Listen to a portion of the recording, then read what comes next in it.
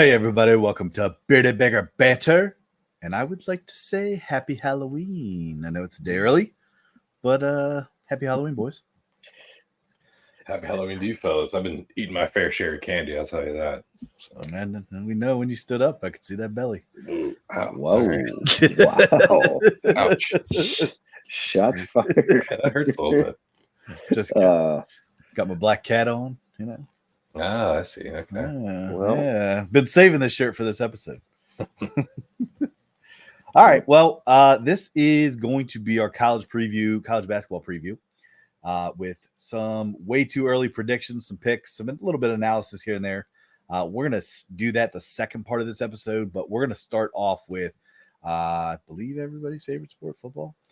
So we're going to look at the NFL. We're going to look at college football, a little bit of recap from last week in the NFL, in the college football world, and then we'll look ahead to some games and give our picks for this weekend. So we are in the midst of a lovely sports equinox at this point, if you recall.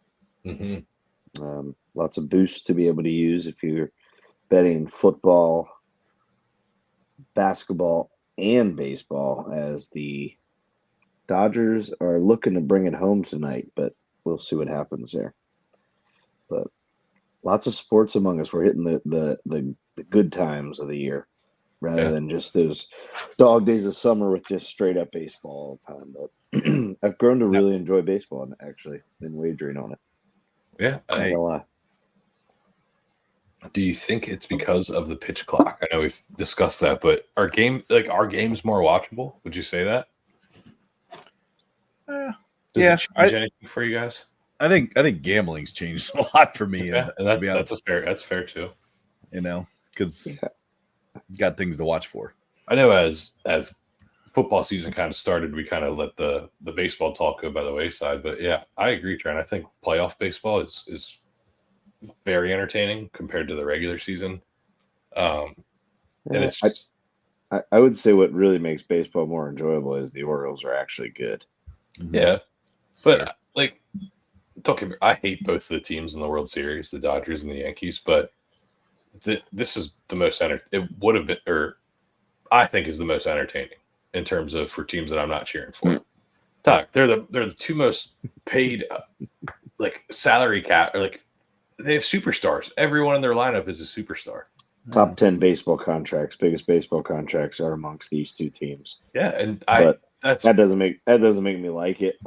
I'll be completely honest with you, I have watched 0 innings of the World Series. Okay, I'd much rather watch the Dodgers and Yankees than the Dodgers and the Guardians, or the Yankees and the disagree. I don't. Then I have somebody to actually cheer for. Yeah, I'll be honest with you. I'd rather watch Louisiana Lafayette and Texas State. That's actually what I've been watching over the World Series. That's fair too. But it's the World Series either way. Yeah. Well, hey, before we get into football stuff here, I would love to give a quick shout out here as the new official Moneyline Go partner. That's Bearded Baker Bets. That is, you can see that right along the line there on our little ticker. www.moneylinego.com, and then you can search for @BeardedBakerBet.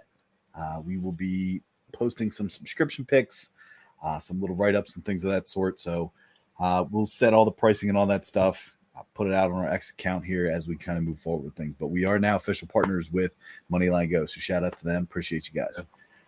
All right, let's start with NFL here.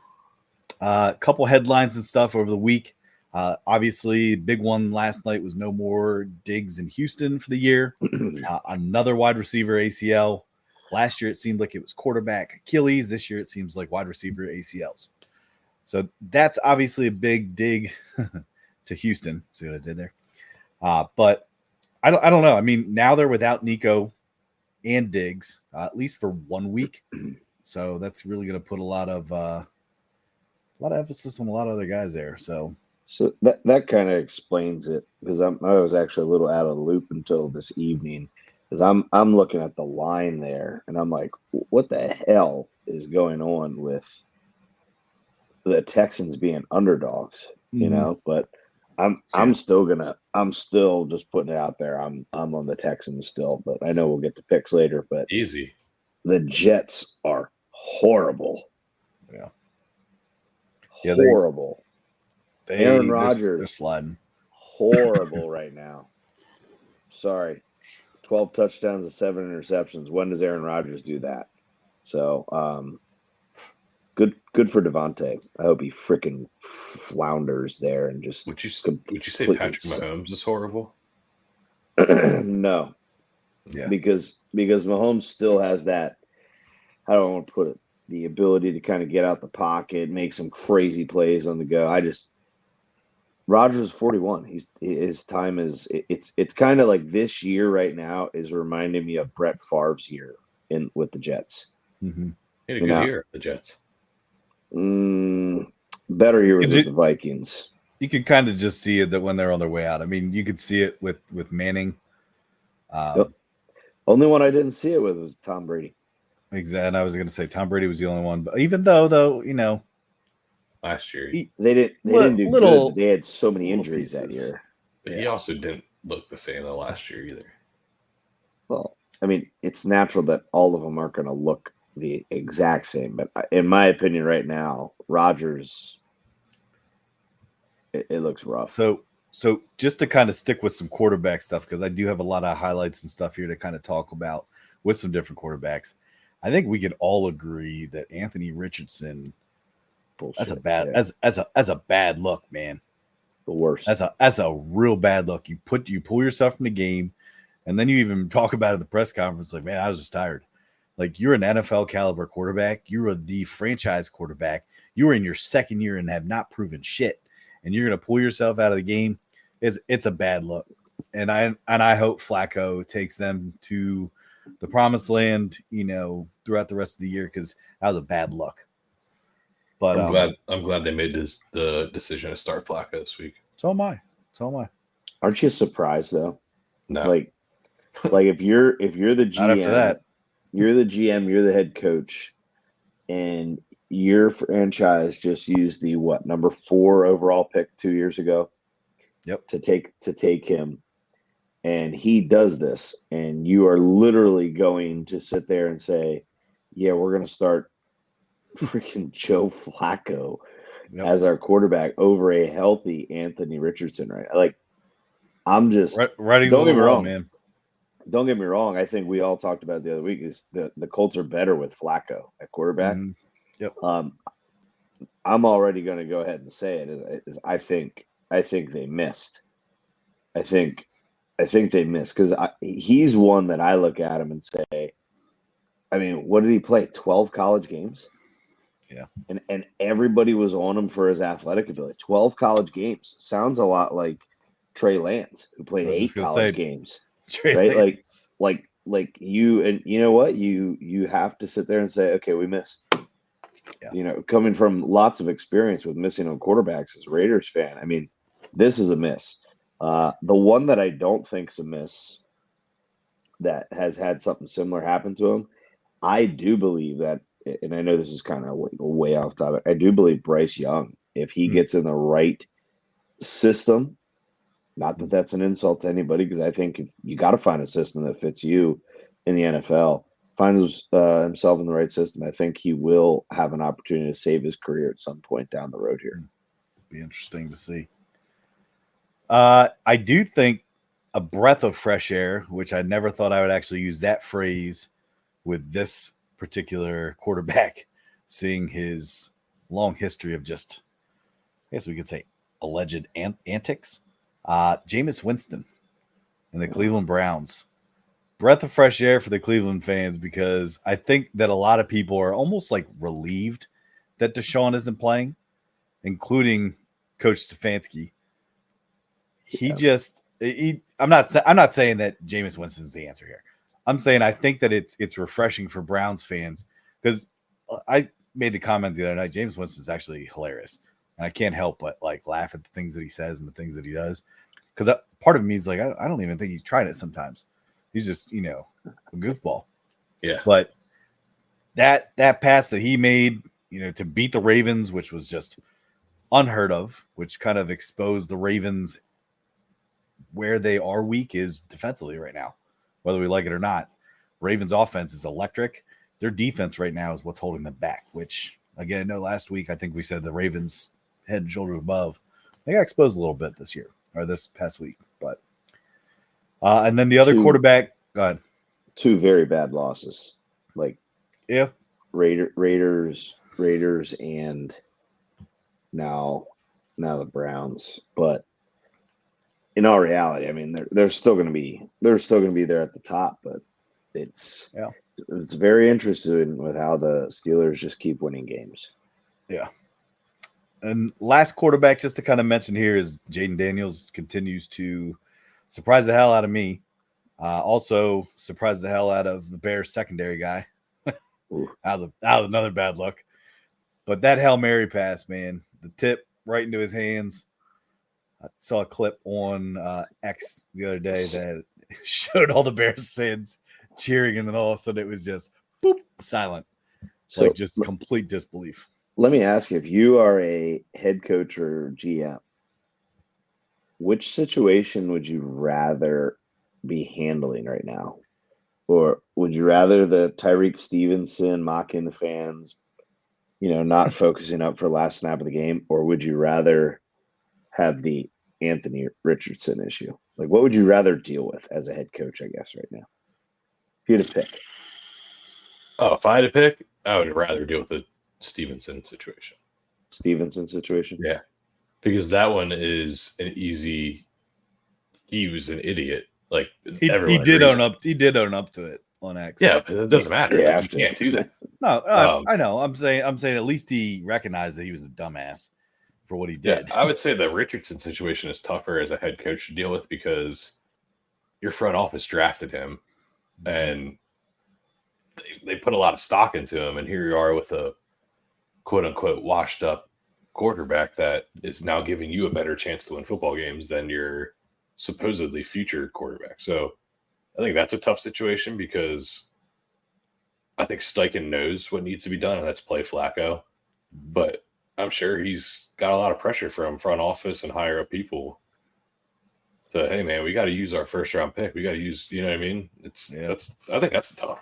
It's identical. It's identical. Not identical in the circumstances. Deshaun Watson. Very similar. Like you could just tell Stefanski wanted him out. Like that. Yes. Like hey, we're not better with him here. And hell, I wouldn't even doubt that they didn't bring Joe back because of that pressure of, hey, as soon as we don't start winning with Deshaun, the entire fan base is going to call for Flacco.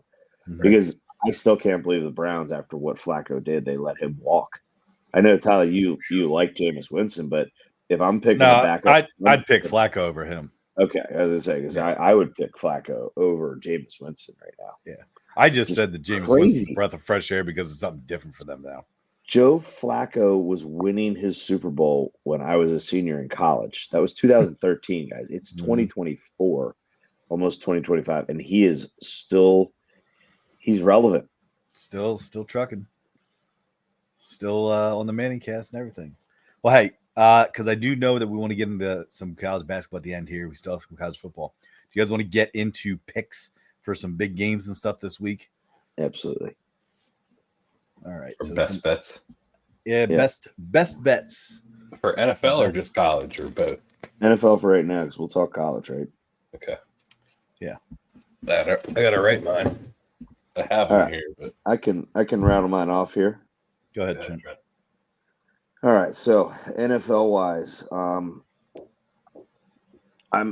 gonna wager this. I'm still gonna wager this just because I think this team is better, even with the loss of the receiving core. I'm actually on a Thursday night game. I like the Texans. You can get them plus 1.5 for minus 110. I just think at this point, just take the money line plus 105. So my weekday football, that's where I'm going. Over the weekend, I like a shootout in Buffalo. I like over 49.5 for the Dolphins Bills. Okay. I love the Commanders. I really want to see Commanders team total because the over-under is not outrageous there. So I think you're going to be able to get pretty good value on the team total, but DraftKings has not posted that yet. But I like Commanders minus 3.5. If I could get it just a field goal, I would take that. I think this team is, as much as you hate to say it, although according to Trey with his futures bet, he thinks they're winning the Super Bowl. What?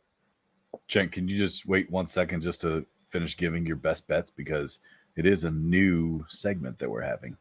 Bearded Best Bets.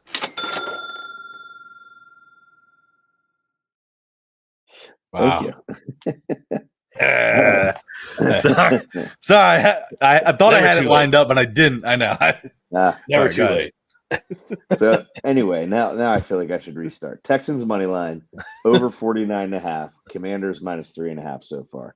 Right. I like I said, according to Trey's futures bet and statement he made a couple weeks back, the Eagles, Trey, right? You said the Eagles are going to win the Super Bowl. Yeah. Okay, I like the Eagles this week. Probably going to end up.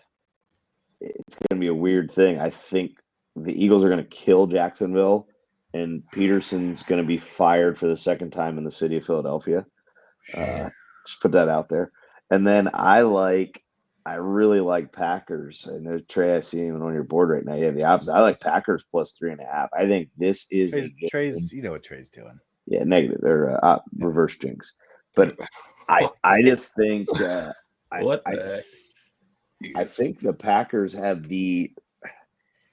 maybe not the better offense yet, but I do believe their defense is good enough, and I think their offense is good enough to hang with the Lions.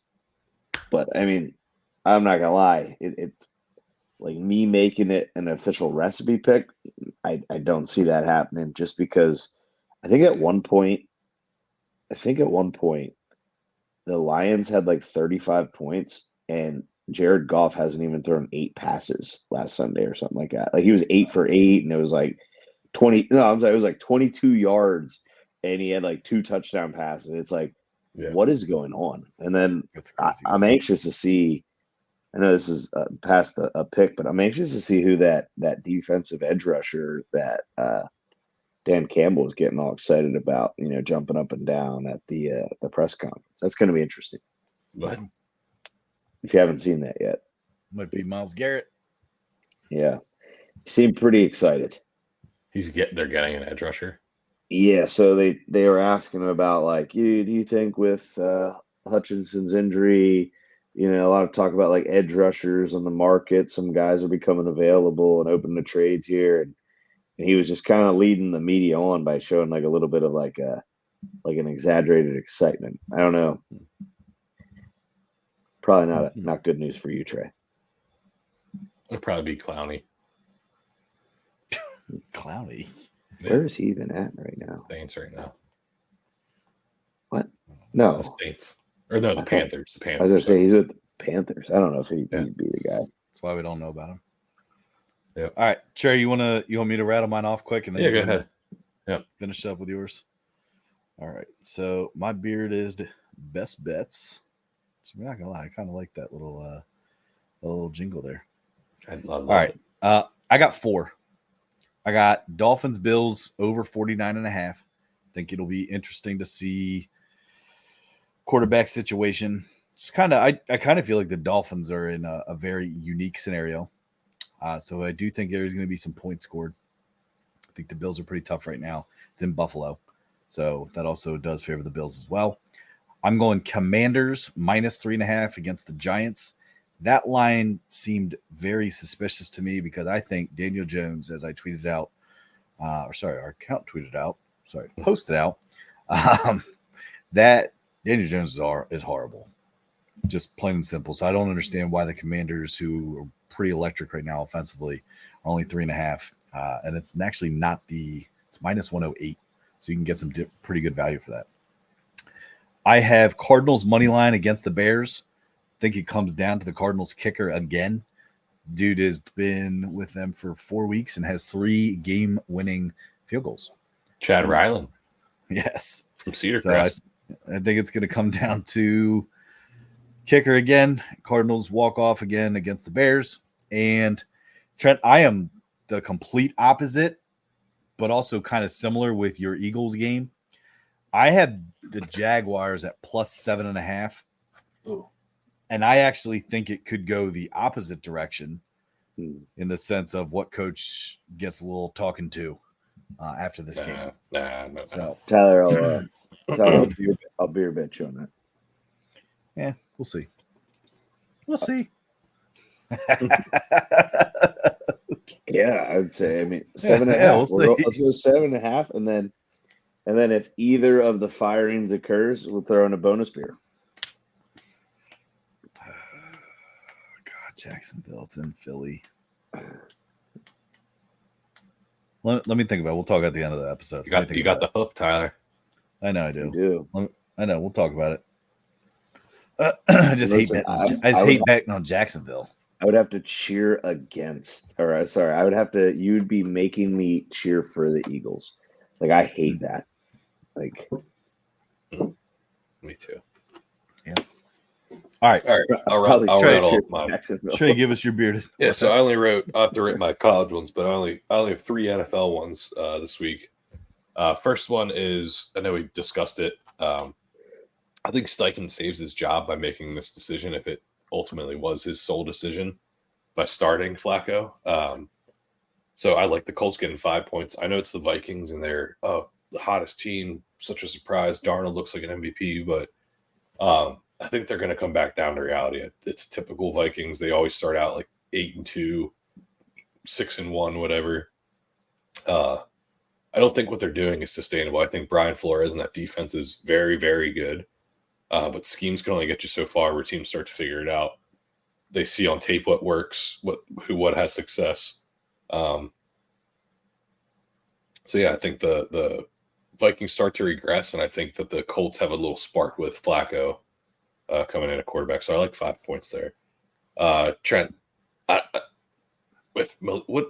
Jordan Love probably isn't playing this week. So, if he's out, then yeah, I'd rescind that. But I think there's no doubt he plays. I don't know. I don't think he plays. I think that they were just good with Malik Willis. You're right. Actually, they're better technically. Whoa! So wait. I'm saying he's 3-0 when they've played. So it's not like he handed over. He got handed a win this week because he had a game-winning drive. But no, I if Jordan Love doesn't play, I think the Lions just have their way with the Packers. And to be honest, even if Jordan Love does play, and he isn't 100%, and he's not able to kind of use his athleticism and extend plays and throw off his back foot or whatever, I think they're going to have a lot of trouble. I think 3.5 points. The Lions have been killing teams, and yeah, it's the best team in the NFL right now. Yeah, it's just I don't know. I just don't see the Packers pulling that one off, especially with the banged up Jordan Love. Lastly, in Lambeau, like division rival, like it's pretty crazy times that the Lions are a best bet of yours in Lambeau. I mean, realistically, it's going to be Malik Willis. He's going to have to throw the ball. The Lions defense and Dan Campbell, they can scheme is better than anyone. But schemes they're overrated. Didn't you just say that? After a while, but they can change things up. The Lions adapt. He's the Lions offensive coordinator, Johnson. Is it Ben Johnson? That's right. Yeah, their offensive coordinator. Yeah. He's the best coordinator in the NFL right now. Even more so. Okay, I won't go that far. Never mind. Go ahead. What? Sorry. What? You want me to say what I was going to say? I think right now he's got maybe it's the talent they have there, because I think they do have more, but right now, I would say he is better offensively than Andy Reid this year and Matt Nagy. Yeah, but Chiefs offense isn't anything right now. Yeah, I know. That's what I say. It's a little bit of a stretch. I get it. But yeah, anyway, Lions. But last pick I got is, I think this is where the Rams kind of turn their season around and become a playoff team. Kupp's healthy, Nakua's healthy, Stafford's there, and Sean McVay gets the best out of his players. I think the Seahawks are going to get exposed when Metcalf isn't there, team isn't healthy, and Geno Smith is he's I don't know. He's suffices as a quarterback, I guess, if you have a great supporting cast. But if it's just him, no, he's not a good quarterback. Like, he's no better than Jacoby Brissett, in my opinion. Like, Yeah. So I think the Rams -1.5, even though it's in Seattle. I like that bet a lot. And those are my best bets. I like it. All right, let's jump into college football. Not going to really kind of touch on a ton of the headlines from this past week. The only things that I had down was Vanderbilt giving Texas a little bit of run for their money, which kind of surprised me. I mean, I know Vanderbilt's kind of been a little bit of a hot team, but I called it. Yeah. And Texas A&M scoring 31 points in the second half to stun LSU was bananas. Didn't see that one coming. Yeah. And then I really think that Ohio State only struggled with Nebraska just because I think they were looking to this game. But So- I mean, let's jump right into that one, because that's the biggest thing we need to talk about is Ohio State, Penn State. That's what I had first. Yep. But like, I mean, you're telling me that there wasn't some fishy crap going on in that game with those calls? And then one of Ohio State's best players gets ejected for targeting, and they actually appealed it, and it was overruled. So now he's eligible to play against Penn State. Like, I'm sorry, but like, I feel like, you know, the old, like, what was the saying by Jim Harbaugh? Some of us was it Born really, with a silver spoon. I thought it was something on third base or something like that, but silver spoon, third base, like that's where he started at. Like, I don't know, like it's kind of ridiculous that I think the Big Ten has something out there that they need Ohio State to be there. But in reality, the truth is maybe you don't so much. Like maybe the addition of Oregon is going to be enough this year, because you guys were both you wouldn't. I mean, luckily you didn't take that beer bet with me, because I told you they were going to hammer them, and they covered easily. But actually, it was you that didn't take the beer bet, Trent. no, I did. I offered a beer bet. No, because I was ready to go, and I said, "Wow, thank God Trent didn't take the beer bet." Run the tape. I had it for 20.5. You guys were both 21.5. And I said, well, I want to take my line that I bet it on. But anyway, so I just thought that game was a little fishy.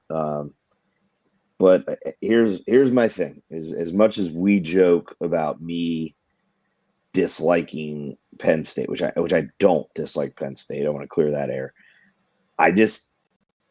To me is that you are right now ranked higher than Ohio State. If you don't win this game at home with the crowd that you're about to have, this will be the record. This will be the record. There's some other external factors and people that are going to be present that will push this game over the top. If you don't win this game, I don't think you ever win a big game. You are 1-9 versus Ohio State. 1-9, James Franklin is. So you what need if to Aller doesn't play? This needs to win. I think they're better without Aller. And you know what? If Aller isn't playing, I think it's his insurance policy to get beat by Ohio State at home and then say, yeah, but we didn't have our starting quarterback. Things will be different next time. No, it won't. Dude, No, it won't. Okay. I will go the other side here. Ryan Day, this is pretty damn important for him. He's 2-6 versus top 5 teams.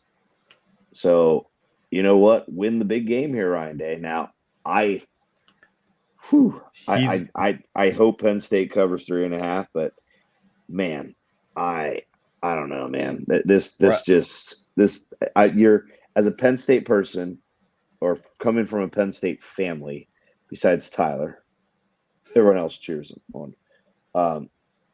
I think you against just them. No, but You this is, I never cheer against Penn State. I've never cheered against them. I will when they play Oregon. You are such a hater, Trent. You hate Penn State because of the disappointment. I think there's so much disappointment. So you're not denying that you hate them. No, I just think I think they don't make me mad. They just disappoint me. You're not their father. You're not their father. Can I give a quick another stat there about Ryan Day? Ryan Day is 0-5 against teams that are 7-0 when he's playing away.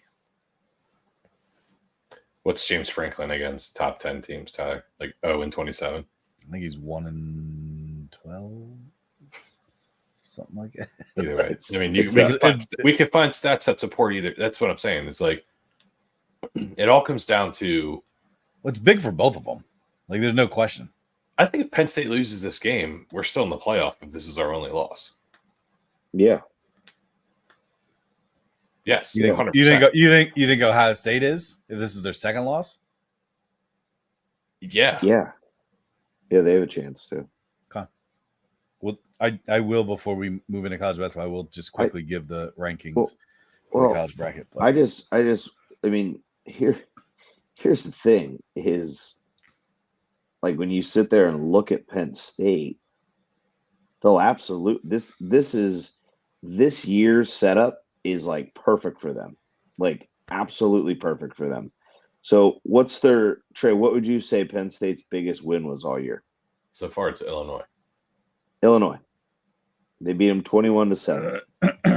Okay, Illinois. So after Ohio State, they play Washington, Purdue, Minnesota, and Maryland. Okay. So yeah, they're in the playoff. I mean, that schedule is one of the I mean, don't get me wrong, winning at Wisconsin, which once again I would say, and at USC. How do you pronounce his last name? Prosciutto. Yeah, Yeah, I don't know. I think he absolutely. I know social media jumped on it. You're talking about he's got the Trace. He's got the Trace McSorley. You're talking Pribula, the backup. Yeah, Probiscus. Yeah, Probiscus. Parabola. But when I sit there, Trey, I don't think if Penn State was a one-loss team and all these teams were one-loss, like Penn State would miss the playoff if it was back to 4 teams easily. Like this is like their schedule is not good. But it's not, Trent. It's 12. Yeah. I know. I'm just playing the fans and bucks here, or what are we can't look into the past. We're in the future. What's going on here? I just listen. Win, Penn State. I'm cheering for you this week. Yeah, I am. Okay, I am cheering for you. Win. Just win. whatever. Trey, any input, or just kind of let the game speak? Trent likes to say that they're better. No, Trent likes to say they're better without Aller, and that's not true this year. Maybe last year I could see that because Pribula has a dual threat, and Aller couldn't run or pass last year. But this year's not. That's not the case. Like he's got 19 total touchdowns, 4 interceptions. He's got a passer rating of 150 over all of his games. Like he's doing what he needs to do. Not saying it's bad. But you're saying, oh, they look better with Pribula. No, I disagree with that. Like not saying it's bad. But you said they look better with the backup in, and that's not true this year. I do think it's not so. true. It's not. That being said, yeah, like Trey, will you admit it if he starts this week over what is it? Aller. If he starts and Penn State wins, He's having trouble tonight.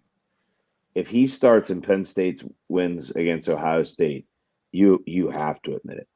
No, I don't have to admit it. You do. I'm going to force you to.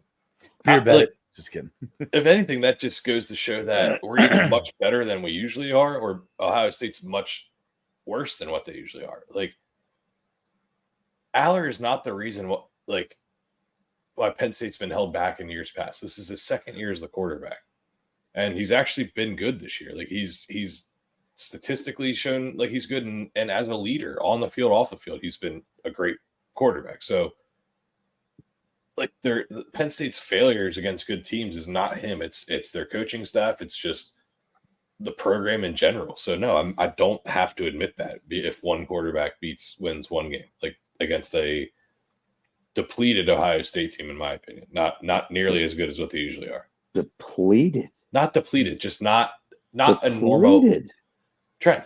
I'm not gonna lie. I agree, Trey, that it's not the same Ohio State team that they've been in the past. Just like it's not the same Michigan team. Like, yeah, I'm a little upset that we didn't play Michigan this year because hey, that's a game that we should and would win, and that's a name that always gives us trouble. So like, I don't know, like that kind of frustrated me. And am I glad that we don't play Oregon? Absolutely, I'm glad we don't play Oregon.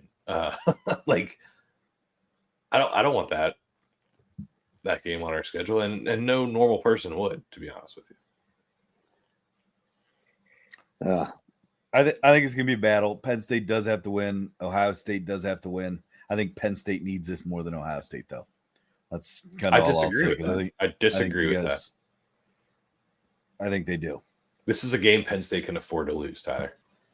Right, but I think as a team, as a university, they need this more than Ohio State needs this. Disagree.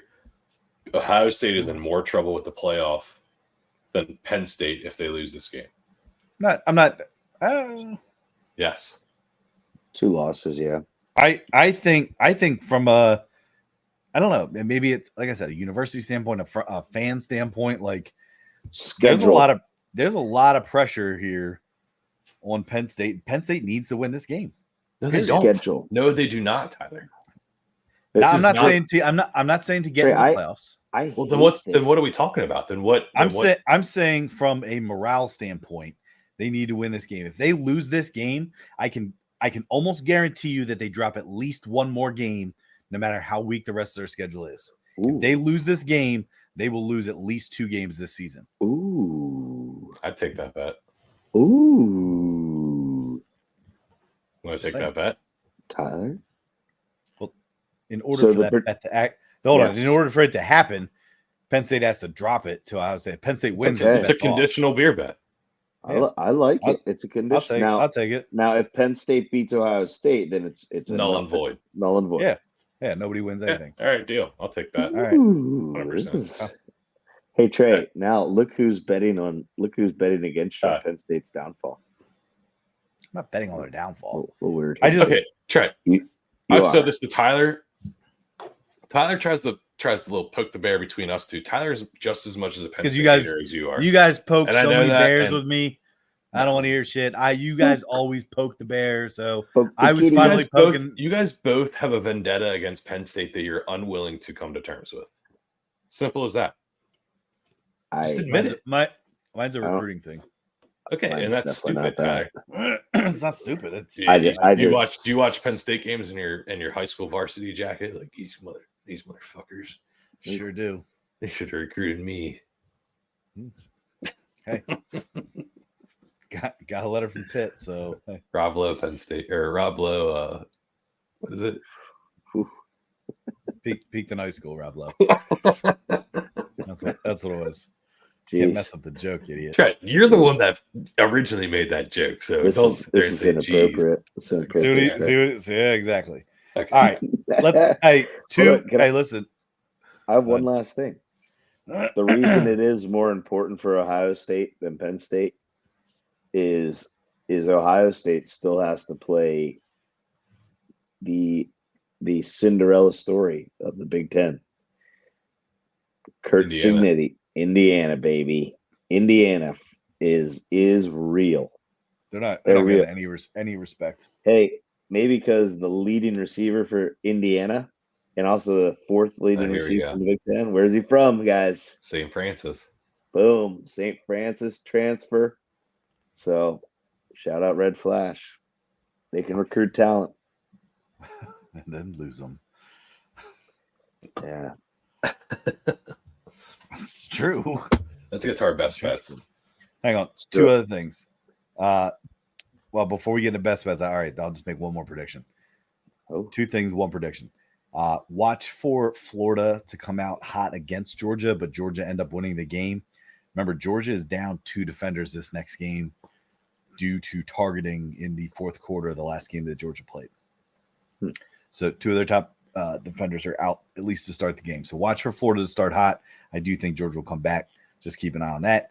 And I will say that I think that South Carolina is going to upset Texas A&M. Upset Texas A&M. Okay. That's not a bad bet. A lot of hype around A&M, and I'm not all in it. I like So Mike that's Elko. two things. Yep. All right. So hold on. What did we say? We're now. Okay. Hold on. We have to give. Oh, college football. Bearded Best Bets. Ooh, Hey, you got good timing, Tyler. I like That was it. good. Thanks. Hey. I also Let like me- when it comes back to us. It's so new that we're all like this. Just staring. We're Whoa, was that- staring like. Was that cartoon money? I'm going to lead us off. All right, right, guys, Jake, go ahead. So first, I got Tyler. We talked about it. Vandy, given God, who was it last week? They gave a game to. Game. Think about it. Texas. Yes, yeah, for a little bit. I mean, it wasn't like a close game or anything, but they didn't embarrass themselves. Which Didn't it end by a touchdown? I mean, It was a touchdown difference. Yeah, That's a but close game. Like, what are you talking about? but I don't know. It wasn't like I'm watching it. Texas was always going to win that game. And did you not think that? I mean, who wouldn't? They gave me the old Vandy job. Yeah. Either way, Vanderbilt getting 7 points. Yeah, that's weird. That's good. And over the pants. The old Vandy job. Yeah. All right, give us your bet. So they're Go ahead. at Auburn. I know Auburn just beat Kentucky, but 7 points in that game I think is a lot. So I'm going to take Vandy plus 7. Okay. Tyler, another team that I know you like a lot, but getting 13.5 points, I believe against Iowa State. Yes, who's playing well, but 13.5 an inter-conference game, kind of a rival and a kind of a big game for Texas Tech. Both it's a big game in general, but 13.5 points. I love that, especially with the hook on 13. Trent, kind of one of your another team here.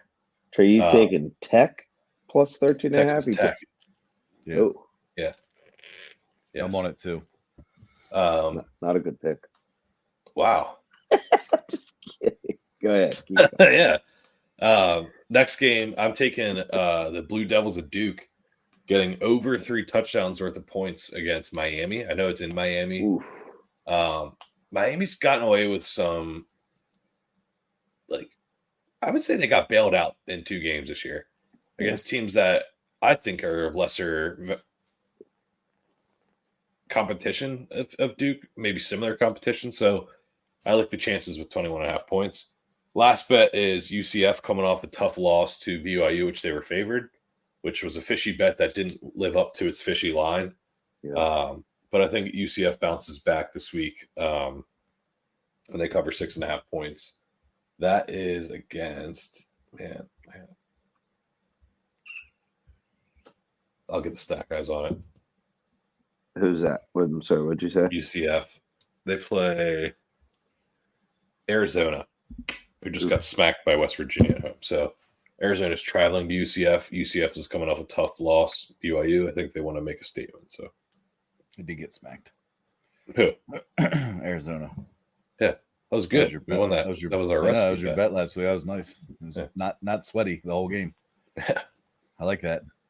I like when the dog pick can just take the lead the whole game. Yeah, when they're up by like 17 and you got 8 points of buffer or whatever, it's like, come on. Yep. Trent, you want to give your college bets quick? Yeah. I'd like to start with my favorite pick, and I actually think I'm going to get a lot of hate on this from, I think, specifically Trey. I like Virginia Tech -4 against Syracuse. I think Virginia Tech is a team that has gotten a lot better as the year went on, and their losses are to some, now as we know, formidable opponents. 2 of them, one of them being from Vandy, who is obviously not that underrated. They're hanging with some big name teams. Barely lost them. They barely lost on a controversial play to Miami. Now, I'd probably say their worst loss is to Rutgers, but Virginia Tech -4 against Syracuse, I really like. So I've actually been betting them quite often over the past couple of weeks, and they have been winning straight up and in my parlays for me, which has been good. Why would I give you shit for that? I don't know. I feel like you kind of like the Syracuse. Did you pick Syracuse I last made week? one bet on Syracuse and they got blown out. They got Okay. crushed. Yeah. I wasn't McCord bringing, I Kyle wasn't McCord bringing threw it up 6 for that. interceptions. 3 of them were pick sixes. So That's right. Oh my God, I forgot that was the game. yeah, Anyway, I'm gonna hate on you for picking against Syracuse. sorry for bringing that up. I actually wasn't trying. Obviously, easy one here. Army minus 22.5. Don't be afraid of the big number. They're coming off a bye. They are that much better than Air Force, and Air Force is that bad. I know it's a rivalry game, right? We always say, "Oh, beware armed forces playing each other." I'm telling you, Army murders them. Arkansas +7 at home versus Ole Miss. I think Ole Miss is a fraud. I think Jackson Dart is a fraud. Whoa. Yeah, I think Ole Miss is just a big old fraud. So I think playing at Arkansas for Arkansas to potentially just continue to spoil these big name teams.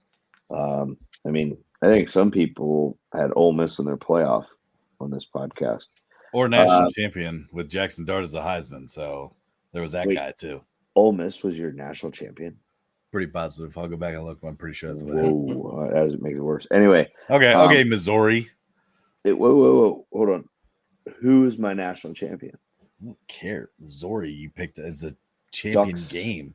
They fly together. They suck. They lost one of my 7-leg parlays last week. That's the only reason you're so sour. Anyway, wait, what was my pick? Love Navy. You had Georgia. Remember, you were chalky. I think I had Georgia and LSU, didn't I? Georgia, Alabama. You had Georgia and Alabama. Yeah, you did. But LSU was also in there. Okay. I'm still my best. Hold on, Todd. Best bets. Cha-ching. Come on now. All right. Navy -11. And then this one, this team is I kind of love their story right now. SMU. I like what SMU's doing, man. Football wise, I think they were a great addition for the ACC. I think they're going to end up being, in the top 3 in the ACC, especially if they beat Pitt. Pitt versus SMU. It's at SMU. I believe it's the number 21 or 22 ranked team versus number 17 team. Mm-hmm. So I like SMU, and I think SMU is going to put up tons of points. It's going to be a statement game versus Pitt. Interesting. 20 versus 18. Trent, you and I are opposite on some of these. Good. It's all right though. It's all right. So I'm gonna rattle mine off here. I got, I believe, a Friday game. I got San Diego State +23.5 against Boise State. Not because I think that San Diego State is going to be able to hang with them. I just think that Boise State will kind of get complacent and kind of back off a little bit, give San Diego State an opportunity to come back a little bit.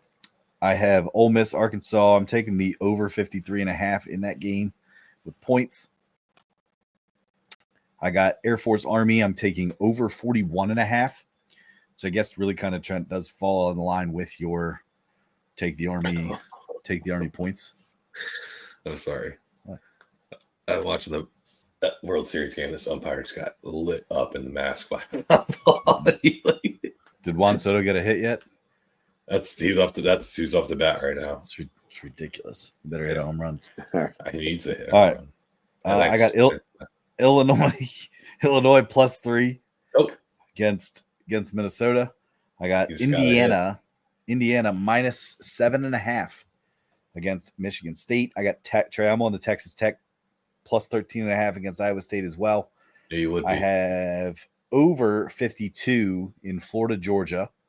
Again, I think Florida puts up a lot of points. Georgia comes back in the second half, puts up even more points. I got over 44 in the A&M South Carolina game, over 45.5 in the Kentucky-Tennessee game. And Trent, I am on Pitt +7.5 against SMU. I like the hook.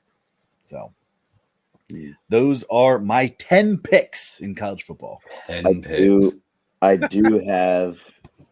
have Indiana. I believe it's -6.5 this week too. So that's another. I think I left that out. Todd, I saw you have them for 7.5. So yeah, if you have them 6.5, that's great. They Soto hit a double, guys. Does that give us our win? No, he needs the score. Oh God. I will say this: I hit a 5-leg parlay and I hit a 7-leg parlay. I know Trent, you said you've been hitting parlays, college football too. I really love this format of betting the 12 o'clock slot, betting the 3 o'clock slot, betting the 7 o'clock slot, and then I bet the 9 o'clock slot because I hit 2 weeks ago. I hit the 3 o'clock slot with a 7-leg. Last week I hit the 7 o'clock with a 7-leg and a 9 o'clock slot with a 5-leg. Can you clarify? So you make a parlay for every slot? Yep. Wow. And listen, and I don't go more than 7. Yes. So it scored. Yeah. We got it. Good. It's because I called you out. Yeah. Just kidding. No, but so Trent, I don't go more than 7 games though, and I usually make them different games than I'm also betting individually. So I try to, and I take a ton of alternate lines with that stuff because you can get plus 1,300 on a 7-leg parlay and make decent change on it, and literally take some pretty severe alternates. 7-leggers. That's impressive. I got a little risky with my fist and a finger teaser the other day. I lost by the finger. Well, it calls it that. The weirdest thing. All right. Whatever. Anything else? Football? Or are we jumping into college basketball? I know it's moving along here. I would call it jumping in. We're just a little sample because here's the deal. Yeah. Everything tips off this coming Monday. If it officially starts this coming Monday, like I can't, look, March Madness, Bearded Baker shirt tonight for that occasion. Sir. There we go. So we'll say this is our preview though. So this is our preview of the Power 5. We'll talk a couple teams here real quick and just kind of get into some, teams that we like, maybe some smaller teams that we bet on in the past. Just looking at that. We'll clarify. We are considering there to be a Power 5 still in college basketball because we do consider the Big East to be a power conference. So Pac-12 gone. Pac-12 gone. Big East just stays in there because if you recall, last year we kind of had to say Power 6, Mm-hmm. Just as good as that's right. That's right. We did say that. Yeah. All right. Are we starting with the official spokesman of the ACC? Are we starting with that conference and who your winner is? Yeah. I mean, or do we save best for last, or do we? I mean, no. Let's jump into it, man.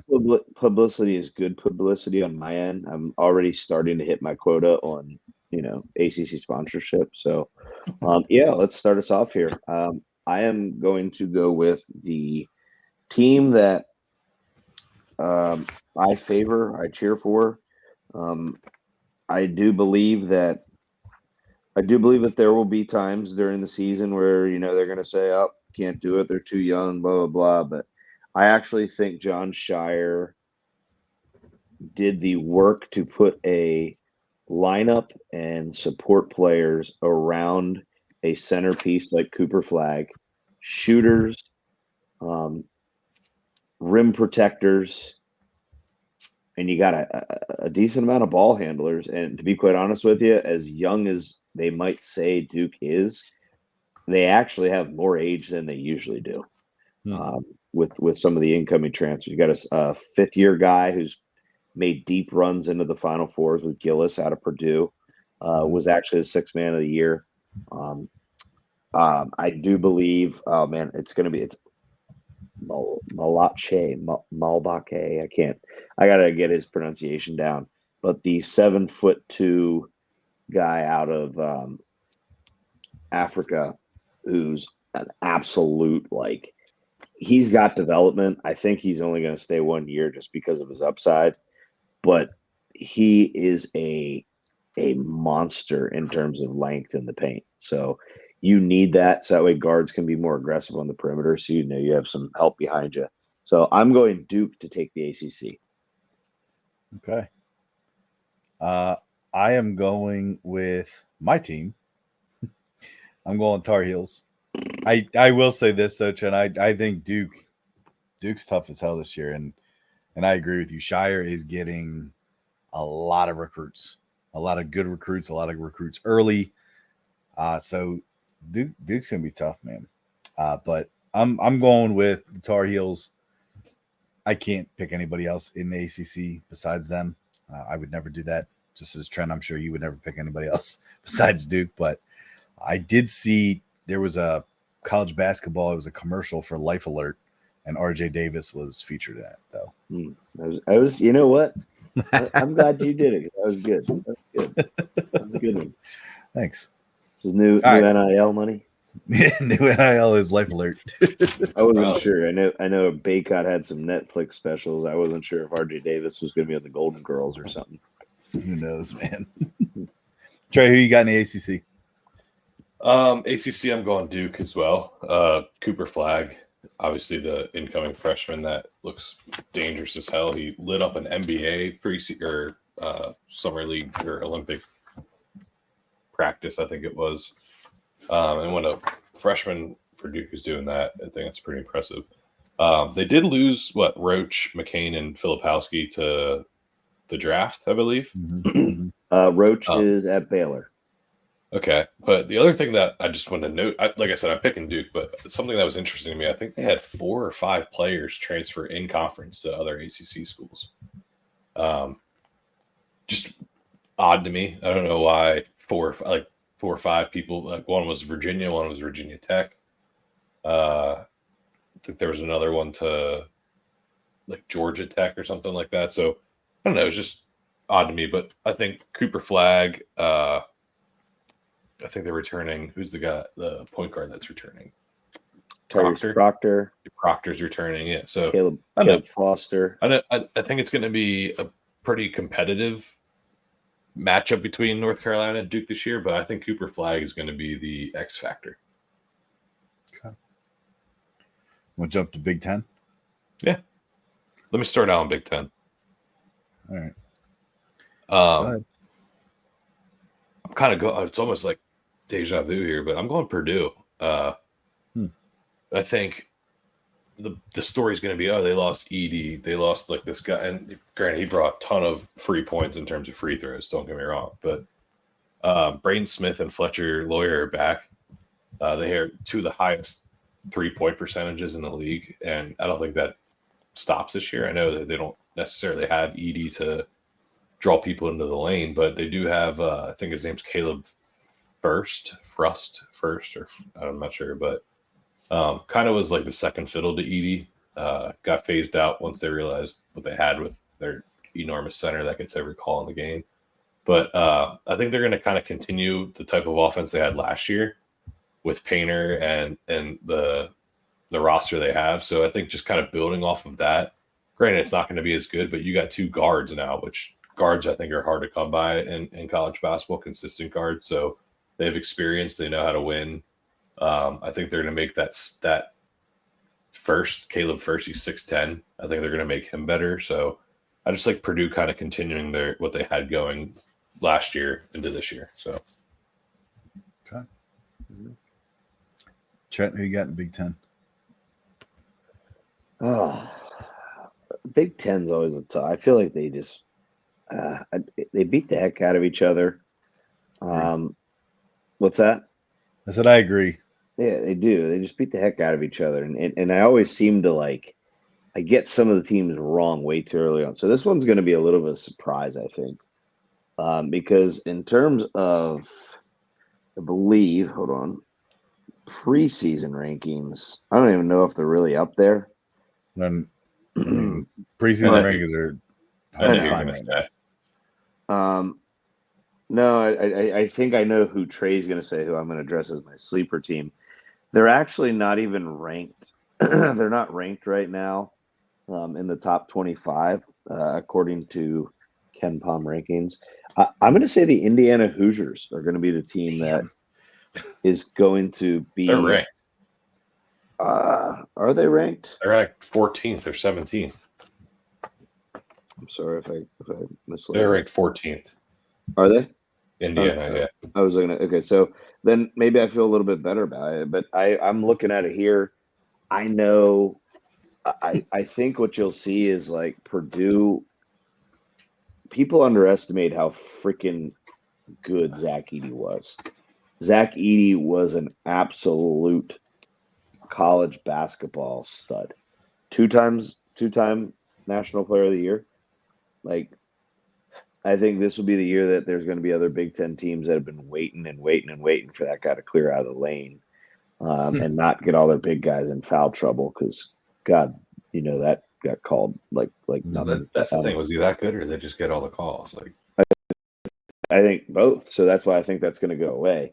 The one name or two names that I'll say that really stand out to me is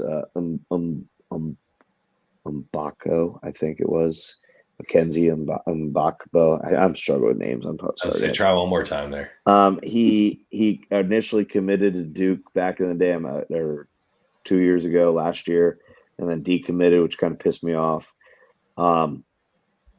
But he's going to be a very good player. And then I think also with the addition of Umar Ballo out of Arizona, I think that's a huge pickup for them.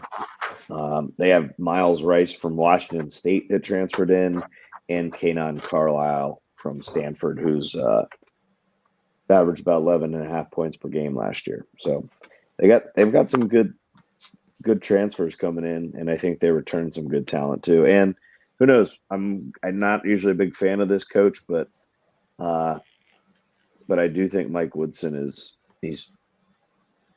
he knows ball. I'll just say that. Where is he? Like, I recognized him. I can't think of the school where he was from. Who's that?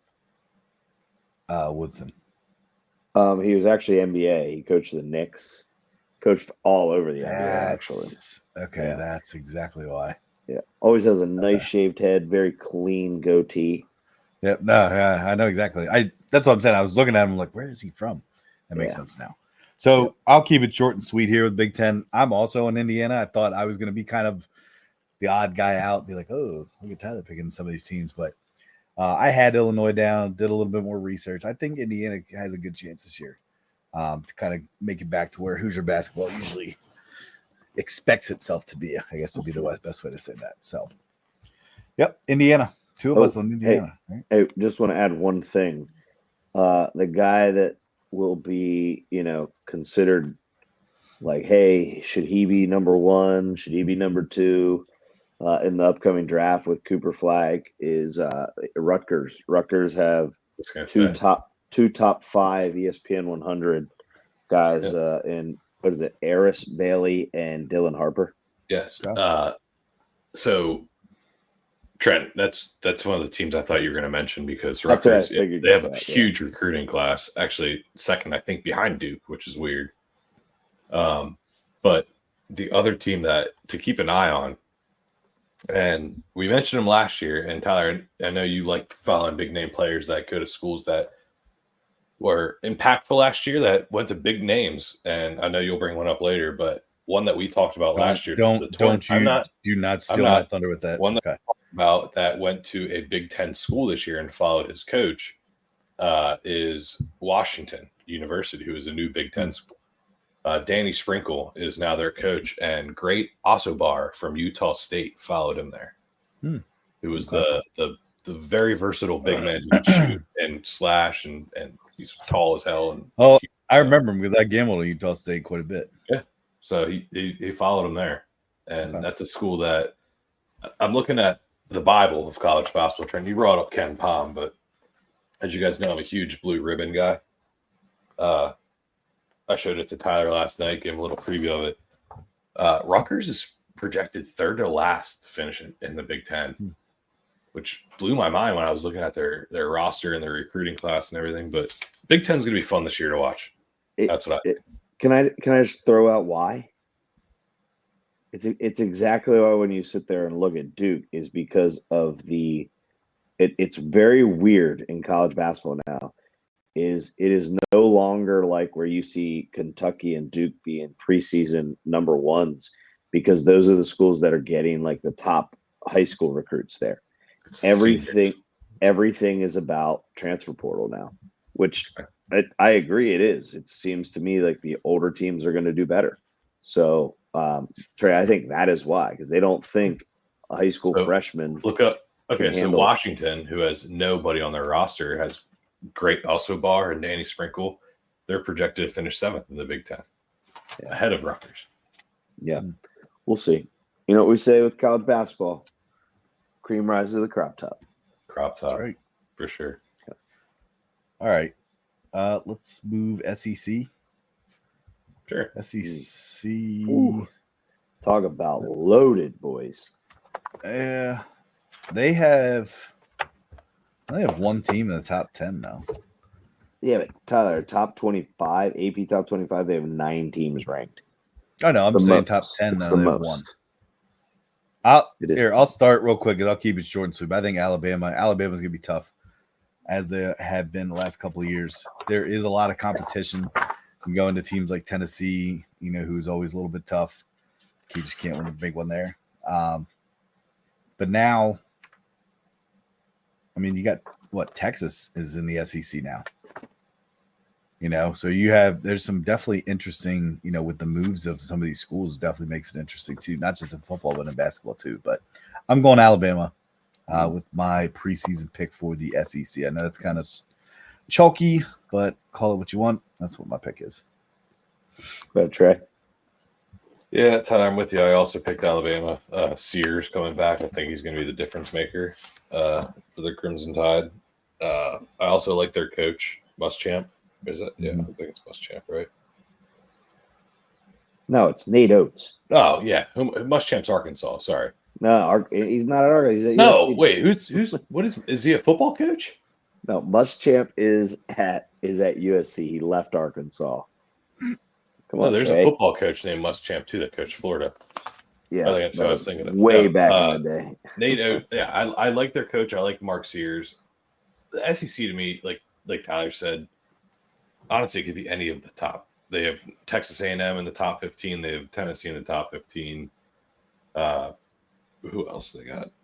There's so many teams. Auburn is right after Tennessee. So Florida, Kentucky, there's 9 of them in the top 25, AP top 25. Yep. So 9. To me, I'm just going to go with the team that's the most established, the most senior guard, and that's Alabama and Mark Sears. So, and Muschamp.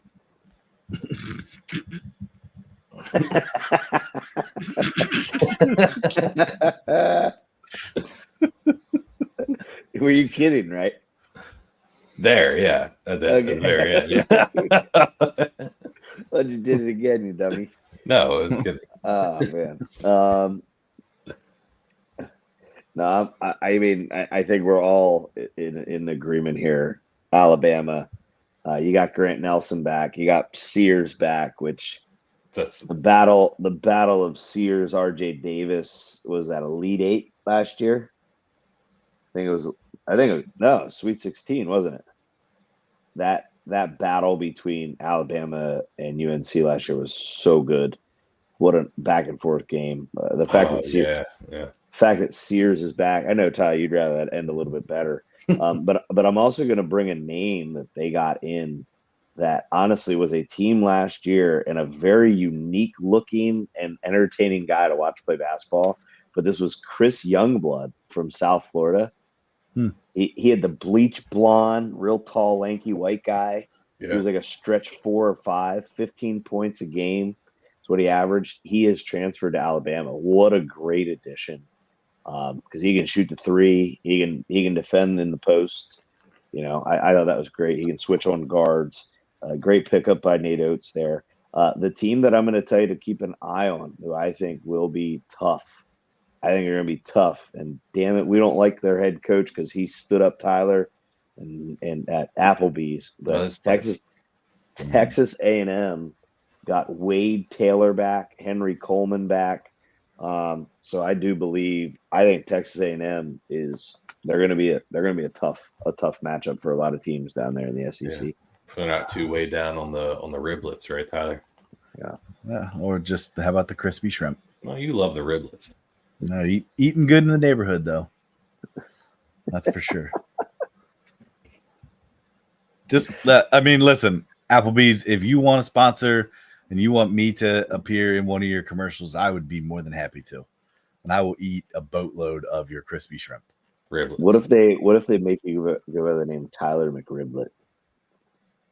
That's fine. You guys called me that one other time. I'm not really before. sure why I just included McDonald's in that, but anyway, let's move on. I was just saying. I feel like you just Easy. combined. Easy there, Muschamp. There we go. Okay. What do we got next? Big 12? Let's go Big 12 here. Do you want me to start or did I just start? I'll start. Easy. If Joey Brackets is listening, please calm down. All right, calm down. If we're talking Big 12 now. Should I go Big? Ty, you want to start or can I start or what are we doing here? Go ahead. Okay, let me go. This one of the reasons why I said I feel like yeah. Trey, you can go. Thanks, Ty. I appreciate it. One of the reasons why I said I feel like it's deja vu is I'm picking a lot of the same teams that had success last year. Granted, this team did not, even though I picked them last year. So I'm going to go with Kansas again in the Big 12. They got 3 returning starters. Okay, you guys can all give the thumbs down, but I think this year is the year that Kansas lives up to what I thought they would have lived up to last year. So they just won a national championship 2 years ago. Okay, Hunter Dickinson back again. DeJuan Harris is Jr. older than RJ Davis and DeJuan Harris Jr. Yeah, okay, so great. He's a beast in the paint that is going to big man every little boy that tries to get in the post with him. 2, DeJuan Harris Jr. is a point guard, a game manager, facilitator that is also returning. That's huge for them. So a point guard that is experienced. Yeah, but in basketball, they're good. Last guy, KJ Adams, who kind of filled in when I think Dickinson got hurt for a little bit last year, if I recall correctly. Got him back. Jesus. So he's back as well, too. But I think the big difference maker is the guy they got from South Dakota State, the player of the year for their conference 2 years in a row. That's Zeke Mayo. He's a transfer guy. He's a senior this year. He's a very good scorer, very athletic, and them adding him to that roster is pretty scary. So I'm going Kansas. I think this is the year they kind of run away with the Big 12. Ooh. I'll go, Trent, if you don't mind. Go ahead. So I'm going to kind of switch it up here. I know we talked about Buzz Williams standing me up a lot, but if this guy, probably give this guy a couple shout outs because I actually really like this guy as a head coach. TJ Otzelberger. I'm going with Iowa State. I just want to say his name. That's household name there. Otzelberger. Otzelberger. I gotta say they do have the way to say it on their website, so that helped me out a lot. Yeah. But yeah, I'm going with the Ohio State too. Well, it's an audio too, so you can actually play it. It's cool. But I'm going Iowa State, the Cyclones. I think Brock Purdy's Cyclones take the Big 12 this year. So, yep, calling them Purdy Cyclones. Oh, but no, I honestly though, like looking at some of the stuff with their coaches, I mean, it's his 4th season. He's had them in, I believe it was 2 Sweet 16s in the last 4 seasons. So I think they said as the second coach in the program to actually have that occur within the first 3 years. So, but I really like him as a coach. I think he's a fiery dude, but I think players like playing for him. So he'll have Iowa State Cyclones playing some good basketball. Trent? All right. So it looks like we're all on different teams here, guys. This is good. This is good. I'm actually probably going to be maybe a little bit surprising to most of you. I'm taking the Baylor Bears. I think once again they are returning a lot of their core with Langston Love and Jaden Nunn, and I guess that's their backcourt is guards, correct? Mm-hmm. And then I think they had a tremendous addition of experience with Jeremy Roach. Yes, I'm biased, and yes, it's going to suck to see him in another jersey. But the other one that I really like, because I think this guy is a stud, and he was an ACC player as well. Norchad O'Meara from Miami has transferred to Baylor as well. So, and then in terms of young talent, they also have probably one of the most sought after recruits, and that is VJ Edgecombe. He was the number 3. Careful with that name. That's a, Whoa. what's Jesus. that? What's it called? Like, what's jumbo shrimp called? That's like a Oxymoron. Oxymoron? that's an oxymoron of a last name. Edgecombe. Okay, guys. Jeez. Sorry. But anyway. We got to add VJ to the beginning of it, too. VJ Edgecombe is his name. That's what I just said. How can you? I was like, well, you got to be careful with that one. His first name is VJ. No, V, like in like violin. All right. Yeah, that's So- awesome. Anyway, they do lose. They do lose Ray J. Dennis, which is a huge loss. He was kind of stability in their program. And I think it was Achua as well. But I think Achua ended up getting hurt for the majority of the year anyway. So I believe Baylor. I think Baylor is going to take. I think Kansas is, Trey, like you said, the absolutely most talented on paper. Best coached. I disagree with that. Just thinking, ouch, well, you hit me with your Edgecombe. I can't believe that's that guy's name. All right. So, anything else? Any other Sorry. conferences we got left? Hold on, real quick. Big So, East. yeah, Big 12. I got that. I got ACC. SEC, you guys both had Alabama too, correct? I know. Yeah. Yeah. And then, Trey, who'd you have in the Big 10? I'm just trying to keep track. I had oh my gosh, I had Purdue. That's right. All right. So yeah, we have. I think there was a couple other Trent that you had mentioned too that we wanted to talk about. Well, there's one more. We got It's ACC, Big 10, Big East. 12, SEC, Big East, and then there was two other ones that we did want to kind of just quickly mention. So let's go Big East. Trent, you want to start with Big East? Yeah.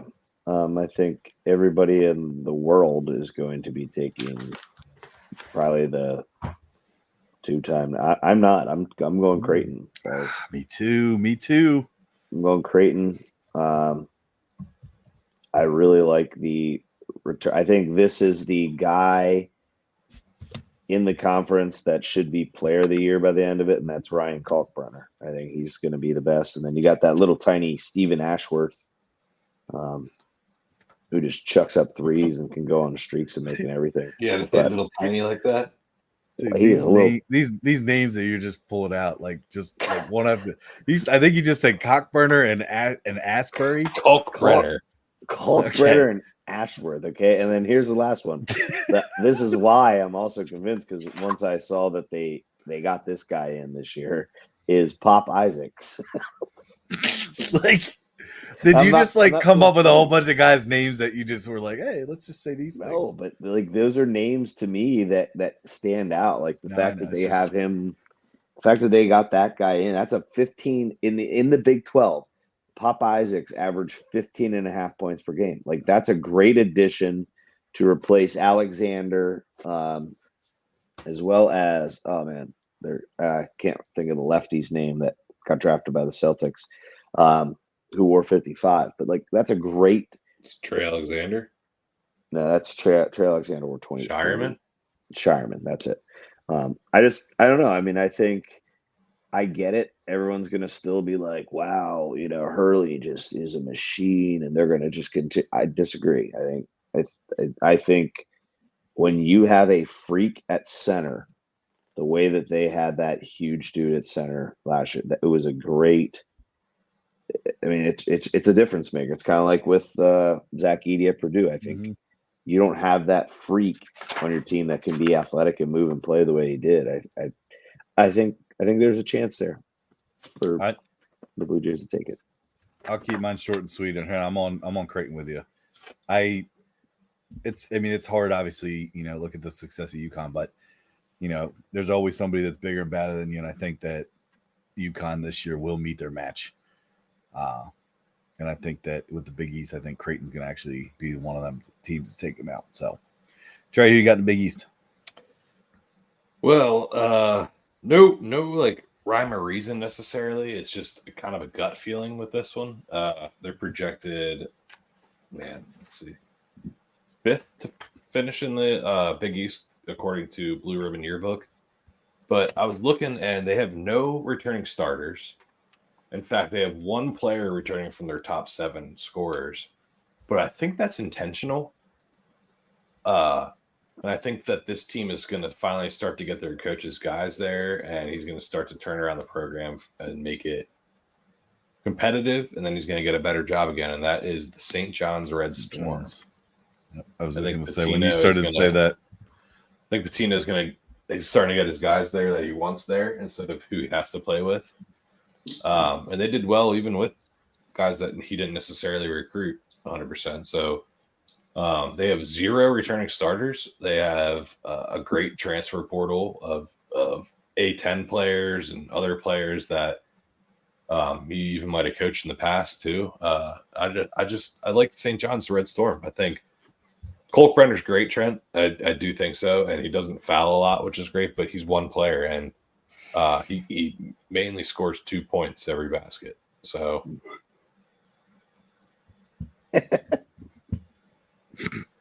Great analysis. three is better than 2. He can shoot the 3. Yeah, no, he And you can't. got you got Not too little well. tiny. Hey, you got little tiny Ashworth shooting 3. So what Yeah, a little tiny. Well, you just said he's little tiny. He's a little tiny Ashworth. Yeah, So. but he can shoot, man. Well, if telling he can shoot it over the big tall guys, not little tiny guys. So Little tiny. All right. If you guys don't mind, I'd like to start this one. And this, again, I know we just kind of talked about, hey, we'll look at the A10, some of these other teams, but I want to talk about a team in the A10 just because this was kind of along the lines of one team I followed last year. The team that's going to take the A10 this year. All right. It's tough to pick against my Duquesne Dukes. But I'm going to go with the St. Louis Billikens with their new head coach, Josh Schertz, who came from Indiana State. They have none other than Robbie Avila on their team this year. So, and he's only a junior. that's crazy. But I'm pretty excited. St. Louis Billikens. Yeah, he's back and better than ever. So that's my pick for the A10. That's a team that I'm probably gonna start to gamble on early just to kind of see what I can find. But I'm pretty excited about that. Robbie Avila and the Billikens take There the you A10. go. Blue Ribbon Yearbook. 2 years after laying a transformational player who's become a cult hero, the man of 1,000 nicknames, including Kareem Abdul-Jabbar, Larry Nerd, Larry Blurred, Milk Chamberlain, and Baby Jokic. Baby Jokic. What's You know they have what? to say about it? I'm not gonna lie. I mean, I was sitting there leaning towards it, but you know what? I just want to cheer it on with you. Let's place the future. Let's go, Billy. Let's do it. St. Louis. I'm riding. Great. I'm riding. Billikens. They also got Swope from Indiana State to transfer. Do. Yeah. They do. Dude, Right. if you look at their roster, they got some good guys on their team. Preseason 25th ranked team. Are they really? Nah. Yeah. St. Louis is the preseason 2015. Yeah.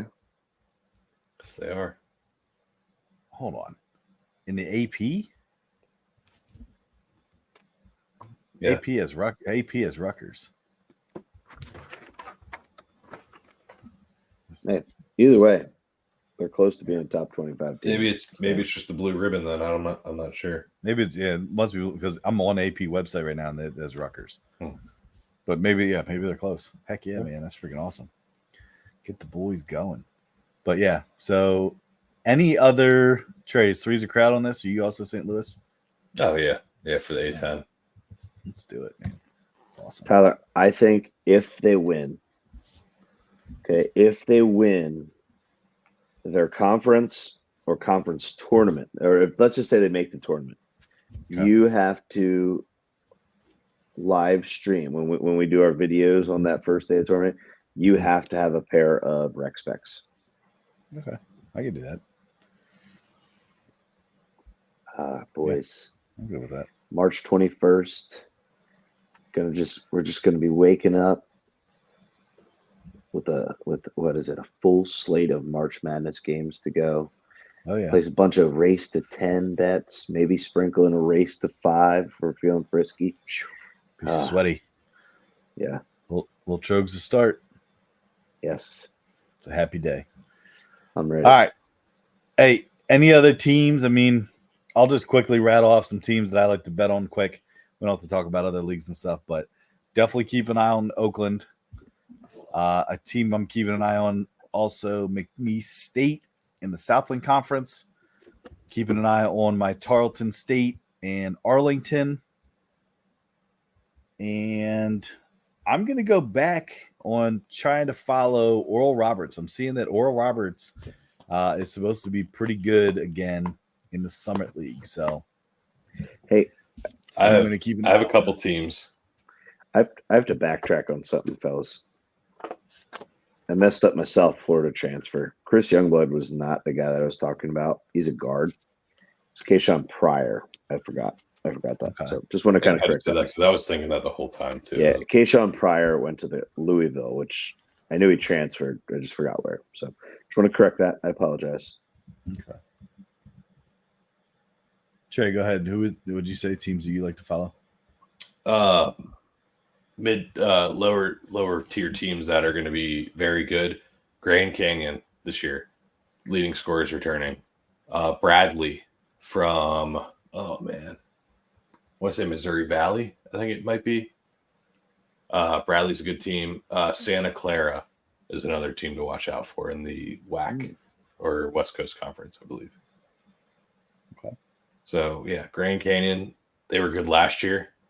I think they're one top guard. The top guard's returning, and I believe another top forward is also returning. So It's one of my favorite conferences to watch. the WAC or the West Coast? The WAC. Yeah. Yeah, It's, I like the WAC a lot. I just love college basketball. Yeah. I'm gonna name one team. I think Ty, you might have mentioned them or made a High Point. Watch out for High Point. Yes. They're supposed to be really good this year. Yeah. Hey, And Trey, North Texas too, correct? Yep. North Texas. Yep. They're going to be a decent school. So You gotta let the first couple games go by. Yep. Gotta let the first couple games go by. You know, I mean, it doesn't mean I'm not going to wager them. Just might not make a recipe pick. But small conferences is where you can make your money in college basketball. And Seattle, like you said, Trent, you gotta be patient. Like these first couple weeks, you have teams like Missouri playing High Point, and High Point's getting paid a lot of money to play these schools, and they're probably going to lose just based off of sheer recruiting ability, talent, or whatever. But give it some time. Like if they lose their first couple games, they don't cover. Like that's probably expected, and that as a team they know that. But yeah, just gotta be consistent. Follow stats and be diligent. Don't give up. Don't be an emotional bettor. Anything else teams wise? I got one last thing that we'll kind of close out with, but I'd like to say thoughts and prayers with South Florida's basketball coach's family, Amir Abdur-Rahim, RIP. Yeah. So thoughts and prayers to his family and all the players that he's impacted over the years. Pretty sad situation, but I'd like to close with that. Everybody else, enjoy your weekend.